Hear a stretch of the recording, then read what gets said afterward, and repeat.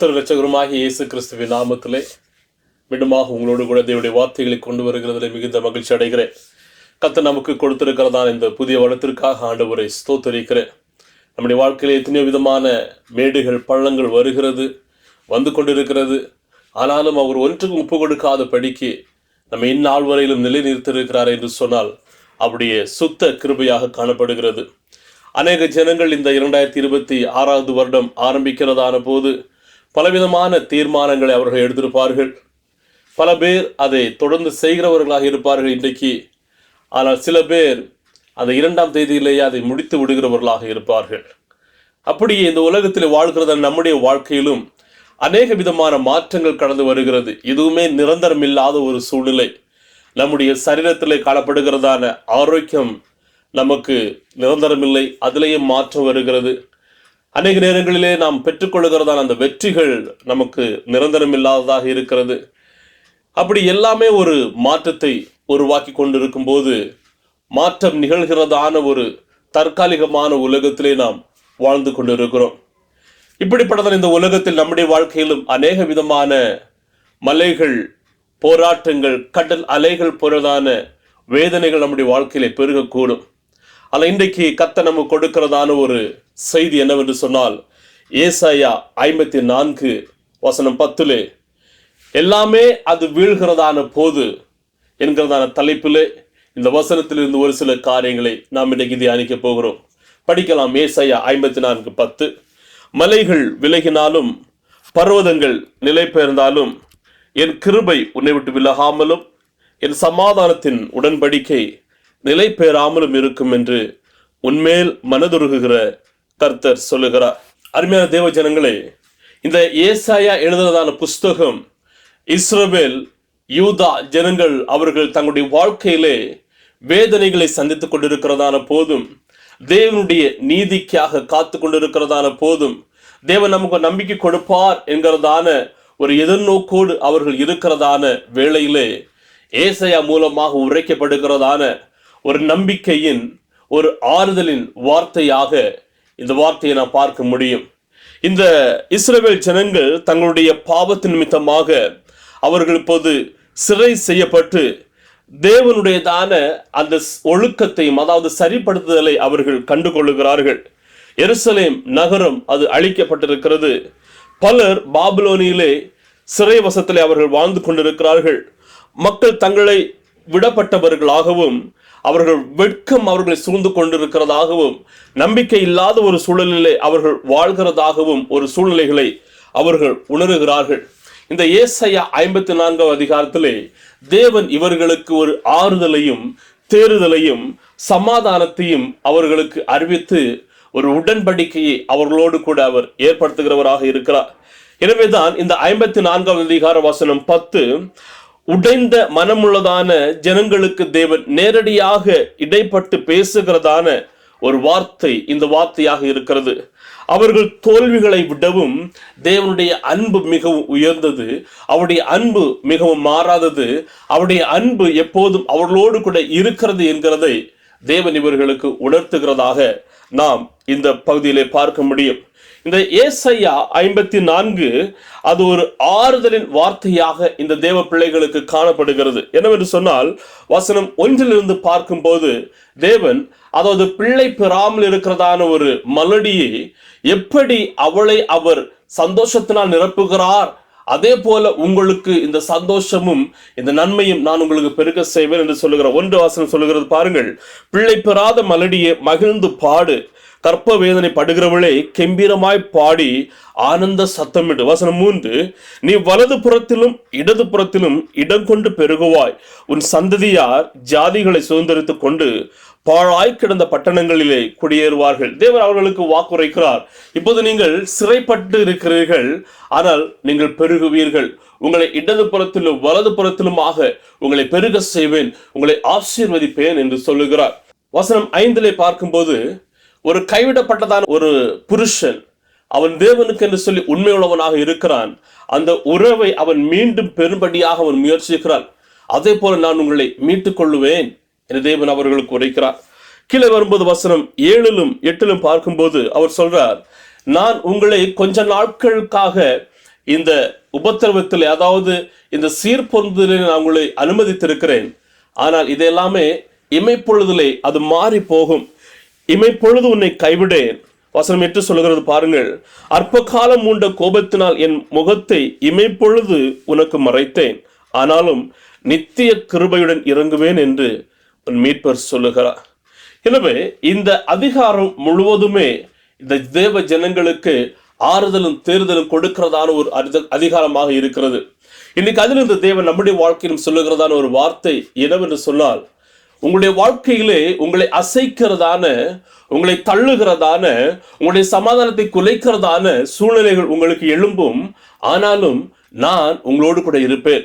நான் உங்கள் மீது வைத்திருக்கிறதான அந்த அன்பும் இரக்கமும் மிகவும் பெரிதாக காணப்படுகிறது.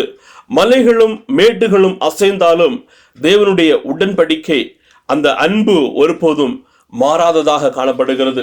இதிலே மலைகள் விலகினாலும் பர்வதங்கள் நிலை பெயர்ந்தாலும், மலைகள் பர்வதங்கள் என்று சொல்லுகிறதுனுடையதான அந்த உருவகம் பார்க்கும்போது அவைகள் மிகவும் வலுவானதாக இருக்கிறது, மிகவும் ஸ்ட்ராங்கானதாக இருக்கிறது, மிகவும் அது நிலை பெற்றிருக்கிறதாக இருக்கிறது. ஒருவேளை எந்த விதமான சூழ்நிலைகளும் அசைக்க முடியாத அளவுக்கு அது காணப்படும். ஆனாலும் தேவன் சொல்லுகிறார், மலைகள் அல்லது பர்வதங்கள் அது நிலை பெயர்ந்தாலும் மாறினாலும் அவர் சொல்லுகிறார், என்னுடைய உடன்படிக்கை உங்களை விட்டு மாறாது என்று சொல்லி. இந்த வசனத்திலிருந்து 3 உண்மையான காரியங்களை நாம் இதில் பார்க்க முடியும். தேவன் சொல்லுகிறதான 3 யதார்த்தமான கருத்துக்களை நான் சொல்லி உங்கள் மத்தியில் முடிக்க விரும்புகிறேன். முதலாவது சொல்கிறது பாருங்கள், தேவனுடையதான மாற்றமில்லாத அன்பு, தேவன் நம்மீது வைத்திருக்கிறதான அந்த அளவற்றதான அந்த அன்பு அது ஒருபோதும் நம்மை விட்டு மாறாது என்று சொல்லி இதில் குறிப்பிடப்பட்டிருக்கிறதான அந்த வார்த்தை எபிரேய பதத்திலே ஹெசட் என்று சொல்லப்பட்டிருக்கிறது. அதாவது அன்ஃபெயிலிங் லவ், ஒருபோது நம்மை விட்டு நீங்காத அன்பு, ஒருபோது நம்மை விட்டு மாறாத அன்பாக காணப்படுகிறது. அது உண்மை உள்ளதான அன்பாக நாம் பார்க்க முடியும். தேவனுடைய அன்பு ஜனங்களோடு அப்படியே ஒட்டி கொண்டிருக்கிறதாக இருக்கிறது. எல்லா சூழ்நிலைகளிலும் எல்லா வேதனைகளிலும் அவர் அவருடைய பிள்ளைகளுக்கு அவருடைய அன்பை காண்பிக்கிறவர். எப்படி அந்த அன்பு காண்பிக்கப்படுகிறது என்று சொன்னால், ஒரு கவர்னன்ட் ஃபெய்த்ஃபுல்னஸ், அதாவது உண்மை உள்ளதான அன்பு, ஒருபோது நம்மை விட்டு அவர் விலக்காத, ஒரு மாற்றம் இல்லாத, ஒரு வாக்குத்தத்தம் நிறைந்ததான ஒரு அன்பாக அது காணப்படுகிறது. அதோடு கூட முடியவில்லை, அந்த அன்பு அவருடைய இரக்கத்தோடு நம்முடைய வாழ்க்கையிலே கலந்து வருகிறதாக இருக்கிறது. நாம் எவ்வளவு நல்லவர்கள் என்பதனால் அல்ல, தேவன் எவ்வளவு நல்லவர் என்பதனாலே அவருடைய அன்பு நம்மேல் நிலைக்கிறதாக இருக்கிறது. சங்கீதம் 136:1 சொல்லுகிறது, கர்த்தரை துதியுங்கள், அவர் நல்லவர், அவர் கிருபை என்றும் உள்ளது. ரோமர் 8:38-39 பார்க்கும்போது, உபத்திரவமோ பாடுகளோ வேதனைகளோ வியாகுலங்களோ ஒன்றும் நம்மை தேவனுடைய அன்பை விட்டு பிரிக்க முடியாது என்று சொல்லி பார்க்க முடியும். அருமையான தேவ ஜனங்களே, இந்த தேவன் உங்கள் மீதும் என் மீது வைத்திருக்கிறதான அந்த அன்பு மிகவும் உயரமானதாக இருக்கிறது. இந்த உலகத்தில் எந்த மனிதர்களும் காட்ட முடியாத அளவிற்கு அந்த அன்பை அவர் நம்முடைய வாழ்க்கையில் காட்டுகிறவராக இருக்கிறார். உலக ஜனங்கள் நம்மை கைவிடலாம், உலக ஜனங்களுடையதான அன்பு நம் மீது அது தோற்று போகலாம்.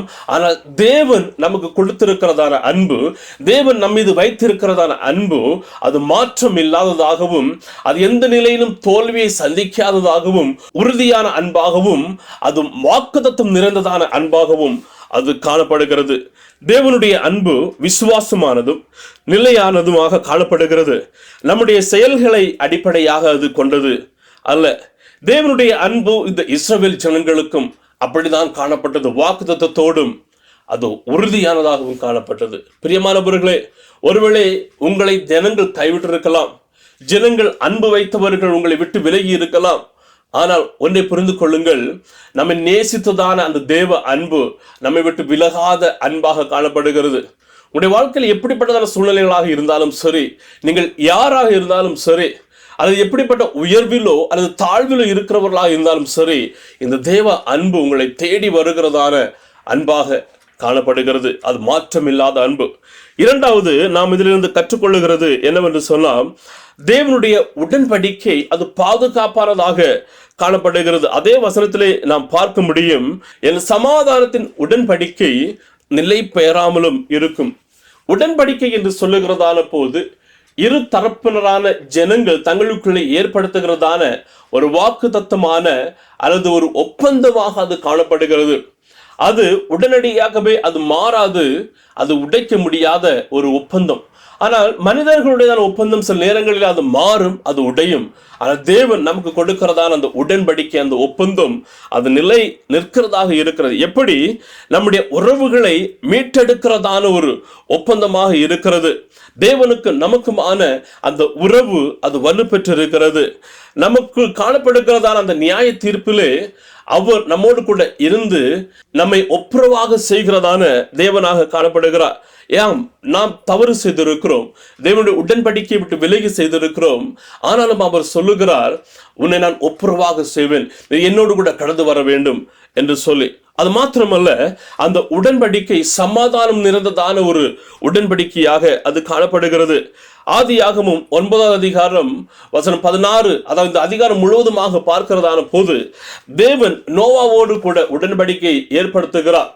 தேவன் நோவாவை தனக்கென்று சொல்லி தெரிந்து கொண்டு ஜனங்களுக்கு தேவனுடைய வார்த்தைகளை பிரசங்கிக்கும்படியாகவும் அவர் இந்த உலகத்தை அழிக்க போகிறார் தண்ணீனால் என்று சொல்லி ஜனங்களுக்கு அவர் பிரசித்தம் செய்யும் வண்ணமாகவும் நோவாவை தேவன் எழுப்புகிறார். நோவாவும் அதுக்கு கீழ்ப்படி எல்லாமே செய்கிறார். பேழையை கட்ட சொல்லுகிறார், ஜனங்களை காப்பாற்றும் வண்ணமாக. ஆனால் ஜனங்கள் யாருமே அதற்கு கீழ்ப்படித்தவர்களாக இல்லை. ஆனால் கடைசியிலே தேவன் நோவாவை அவருடைய குடும்பத்தையும் அவர் பத்திரமாக பாதுகாக்கிறார். அதற்கு அப்புறமாக தேவன் நோவாவோடு கூட ஒரு உடன்படிக்கை ஏற்படுத்துகிறார். இனிமேல் நான் இந்த உலகத்தை தண்ணீனால் நான் அழிக்க போகிறது இல்லை என்று சொல்லி 2 சாமுவேல் 7 வசனம் 12-16 வரையிலும் பார்க்கும்போது தேவன் தாவீதுக்கு ஒரு உடன்படிக்கை கொடுக்கிறார். உன்னுடைய சந்ததி இந்த உன்னுடைய ராஜ்யபாரத்தை ஆளும், உன்னுடைய ராஜ்யபாரத்திற்கு ஒருபோதும் முடிவில்லை என்று சொல்லி அது இயேசு கிறிஸ்துவிலே அது காணப்படுகிறதாக இருக்கிறது. பிரியமானவர்களே, இந்த தேவன் இன்றைக்கு நம்முடைய வாழ்க்கையிலும் உடன்படிக்கையை ஏற்படுத்துகிறார். என்ன உடன்படிக்கை? என்னுடைய சமாதானத்தின் உடன்படிக்கை. என்னுடைய சமாதானம் உனக்கு கொடுக்கிறேன், அது ஒருபோது உன்னை விட்டு மாறாது. உன்னுடைய வாழ்க்கையிலே மலைகள் காணப்படலாம் அல்லது பர்வதங்கள் உன்னுடைய வாழ்க்கையிலிருந்து நிலை பெயர்ந்து போகலாம், ஆனாலும் என்னுடைய உடன்படிக்கை உன்னுடைய வாழ்க்கையை விட்டு அது மாறாததாக காணப்படுகிறது. நம்முடைய வாழ்க்கையிலே தவறுகளால் நாம் தேவனிடமிருந்து விலகி செல்லுவோம். ஆனாலும் காட்டை போல உறுதியான அவருடைய உடன்படிக்கை வாக்கு தத்தங்கள் அந்த உறவை சிதையாமல் காத்து கொள்ளுகிறதாக இருக்கிறது. தேவன் நம்முடைய உடன்படிக்கையின் மூலம் சமாதானமும் மீட்பும் வாக்கு தத்தமும் செய்தார். அந்த வாக்கு தத்தம் இறுதியாக கிறிஸ்துவில் நிறைவேறினதாக காணப்படுகிறது. மூன்றாவதாக தேவன் நமக்கு கொடுக்கிறதான ஒரு உண்மை என்னவென்று சொன்னால், தேவனுடையதான இரக்கம் நம்மை சரிப்படுத்துகிறதாகவும் நம்மை மேற்கொள்ளுகிறதாகவும் காணப்படுகிறது. ஒழுக்கத்திற்கு பிறகும் தேவனுடைய இரக்கம் அதிக வலிமையானதாக இருக்கிறது. இறுதியில் அவருடைய தயவும் அன்பும் வெற்றி பெற்று அந்த உறவை மீட்டெடுக்கிறதாக இருக்கிறது. பிரியமானவர்களே, தேவன் அவருடைய பிள்ளைகளை அநேக நேரங்களிலே அவர் சீர்படுத்துகிறவராகவும் சரிப்படுத்துகிறவராகவும் காணப்படுகிறார். அதே போலதான் இந்த இஸ்ரவேல் ஜனங்களையும் அவர் செய்தார். இந்த இஸ்ரவேல் ஜனங்களுக்கு பல வேளைகளிலே பல தலைவர்கள் மூலமாக, தீர்க்க தரிசிகள் மூலமாக பலவிதமான வாக்கு தத்தங்களை அவர் உடைத்திருக்கிறார். பலவிதமான வாய்ப்புகளை அவர் கொடுத்தார், அவர்கள் மாறும்படியாகவும் தேவனை மட்டுமே அவர்கள் ஆராதிக்கும் வண்ணமாகவும். ஆனால் இவர்கள் தேவனை விட்டு விலகி சென்றவர்களாக காணப்படுகிறார்கள். இப்போது இவர்கள் சிறைப்பட்டு போகும் வண்ணமாக தேவன் அவர்களை மாற்றுகிறார். ஆனால் சொல்லுகிறார், உங்களை நான் கைவிட மாட்டேன், உங்களை நான் இது சீர்படுத்தி கொண்டிருக்கிறேன், இது இமைப்பொழுதான சூழ்நிலை தான், உங்களை விட்டு நான் விலக மாட்டேன் என்று அவர் சொல்லுகிறார். நம்முடைய வாழ்க்கையில தேவன் கொடுக்கிறதான அந்த சீர்படுத்துதல் நம்மை மாற்றுகிறதற்காக. யாரை அவர் நேசிக்கிறாரோ அவர்களை அவர் திருத்த வேண்டும் என்று சொல்லி தேவன் முற்படுகிறார். எபிரேயர் 12 வசனம் 5-11 வரையிலும் பார்க்கும்போது வசனம் 6 சொல்லுகிறது, கர்த்தர் எவனிடத்தில் அன்பு கூறுகிறாரோ அவனை அவர் சிட்சித்து தாம் சேர்த்து கொள்ளுகிற எந்த மகனையும் தண்டிக்கிறார் என்று பிள்ளைகளுக்கு சொல்லுகிறது போல உங்களுக்கு சொல்லியிருக்கிற புத்திமதியை மறந்தீர்கள். சங்கீதம் 103 வசனம் 8-10 வரையிலும், கர்த்தர் உருக்கமும் இரக்கமும் நீடிய சாந்தமும் மிகுந்த கிருபையும் உள்ளவர், அவர் எப்பொழுதும் கடிந்து கொள்ளார், என்றைக்கும் கோபம் கொண்டிரார். அவர் நம்முடைய பாவங்களுக்கு தக்கதாக நமக்கு செய்யாமலும் நம்முடைய அக்கிரமங்களுக்கு தக்கதாக நமக்கு சரி கட்டாமலும் இருக்கிறார். தேவன் நம்மை ஒழுக்கப்படுத்துகிறது, அது ஒரு தற்காலிகமான திருத்தமாக காணப்படுகிறது. ஆனால் அவருடைய இரக்கமும் மீட்பும் அன்பும் நம்முடைய வாழ்க்கையிலே நிலையானதாக காணப்படுகிறது. ஒரு மனிதன் தான் நட்டு வளர்த்துகிறதான அந்த மரங்கள், செடிகள், கொடிகளை எல்லாம் ஒரு பருவத்திலே அதை சுத்திகரிக்கிறவனாக இருப்பான். தேவையில்லாத களைகளை பிடுங்கி, தேவையில்லாத வளருகிறதான அந்த கிளைகளை அவன் நறுக்கி சரியான முறையிலே அதை அவன் சீர்படுத்துகிறவனாக இருப்பான். எதற்கு என்றால் மாத்திரமே மற்ற வருகிறதான நாட்களில் இந்த மரங்கள் அல்லது இந்த செடிகள் சரியான முறையிலே அது வளர்ந்து பலன் கொடுக்கிறதாக இருக்கும். அதே போலதான் தேவையில்லாத காரியங்களை தேவன் நம்முடைய வாழ்க்கையில் எடுத்து மாற்றும் வண்ணமாக பல நேரங்களில் அவர் நம்மை சீர்படுத்துகிறவராக இருக்கிறார். தேவன் தம்முடைய ஜனங்களை வழிநடத்துவதற்காக ஒழுங்குபடுத்துகிறார். ஆனால் இறுதியில் அவருடைய இரக்கம் அவர்களை மீட்டு அவர்களை வலிமை பெற செய்கிறதாக காணப்படுகிறது. அருமையான தேவ ஜனங்களே, இன்றைக்கு நம்முடைய வாழ்க்கையில நாம் அவரோடு கூட இணைந்து இருக்க வேண்டியது அவசியம்.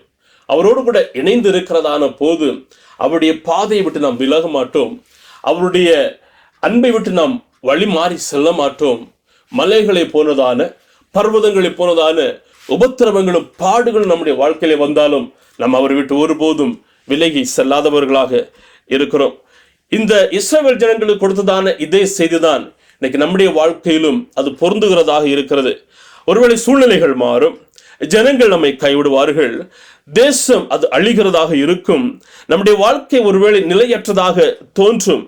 ஆனாலும் தேவன் சொல்லுகிறார், என்னுடைய அன்பின் மீது நீ சார்ந்திருக்கிறதான போது உன்னுடைய கடந்த காலத்தையும் உன்னுடைய நிகழ்கால சூழ்நிலைகளையும் நீ விட்டுவிட்டு என் மீதும் என்னுடைய அன்பின் மீது நீ சார்ந்திருக்கிறதான போது நான் உன்னோடு கூட ஏற்படுத்தி இருக்கிறதான அந்த சமாதானத்தின் உடன்படிக்கையை நிறைவேற்றுவேன் என்று சொல்லுகிறார். பிரியமான தேவ ஜனங்களே, உங்களுடைய வாழ்க்கையிலே பலவிதமான சவால்கள் கடந்து வரலாம், பலவிதமான பாடுகள் கடந்து வரலாம். ஆனாலும் ஒருபோதும் தேவனுடைய அன்பை விட்டு நாம் விலகி செல்லக்கூடாது. ஏன்? தேவனுடைய அன்பை விட்டு விலகி செல்லாமல் இருக்கும்போது அவர் நம்மை இரக்கம் காண்பித்து நம்மை வழி நடத்தி நம்மை சமாதானமாக குடிபெற செய்கிறவராக இந்த தேவன் காணப்படுகிறார். இன்னைக்கு நாம் கற்றுக்கொள்ளுகிறதான பாடங்கள் என்னவென்று சொன்னால், வாழ்க்கை நிலை தடுமாறும் போது தேவனுடைய மாறாத அன்பில் உங்கள் இருதயத்தை நிலைநிறுத்த வேண்டியது அவசியம். தேவன் நமக்கு இலவசமாக அளிப்பதை சம்பாதிக்க ஒருபோதும் முயலவே கூடாது. அவர் நமக்கு ரட்சிப்பை கொடுத்திருக்கிறார். அந்த ரட்சிப்பை நாம் இலவசமாக பறைசாற்ற வேண்டியது அவசியம். நீங்கள் விலகினாலும் திரும்பி வாருங்கள். தேவனுடைய உடன்படிக்கை அது இன்னும் நிலைத்திருக்கிறதாக இருக்கிறது. ஒருவேளை தேவனை விட்டு விலகி செல்கிறதான சூழ்நிலை காணப்பட்டால் மறுபடியுமாக அவருடைய சமூகத்திலே கடந்து வாருங்கள். அவருடைய அன்பு இன்னும் நமக்காக காத்து கொண்டிருக்கிறது. தேவனுடைய ஒழுக்கத்தை அவருடைய இரக்கத்தின் வெளிச்சத்தில் புரிந்து கொள்ளுங்கள். தேவனுடைய விசுவாச தன்மை நீங்கள் பிறரை நடத்தும் விதத்தை வடிவமைக்கட்டும். அசைக்க முடியாதவற்றின் மீது உங்கள் வாழ்க்கையை கட்டுகிறவர்களாக காணப்படுங்கள். நாம் அப்படி செய்யும்போது மறுபடியுமாக அந்த வாக்குத்தத்த வசனம் நமக்கு கடந்து வருகிறது. மலைகள் விலகினாலும் பர்வதங்கள் நிலை பெயர்ந்தாலும் என் கிருபை உன்னை விட்டு விலகாமலும் என் சமாதானத்தின் உடன்படிக்கை நிலை பெயராமலும் இருக்கும் என்று உன்மேல் மனதுருகிறதான கர்த்தர் சொல்லுகிறார். இந்த தேவன் நம்மை மனதுருகிறவராக, நம்ம இரக்கம் காண்பிக்கிறவராக அவர் காணப்படுகிறார். இந்த கர்த்தர் அவர் நமக்கு கொடுக்கிறதான அந்த வாக்குத்தத்தம், அவருடைய அன்பும் அவருடைய இரக்கமும் அவருடைய சமாதானத்தின் உடன்படிக்கையும் நம்மை விட்டு ஒருபோதும் மாறாது என்று சொல்லி கர்த்தர் தாமே நாம் ஒவ்வொருவரையும் ஆசீர்வதிப்பாராக. அவருடைய இரக்கமும் கிருபையும் உங்கள் ஒவ்வொருவரையும் சூழ்ந்து கொள்ளட்டும். God bless you. Amen. Amen.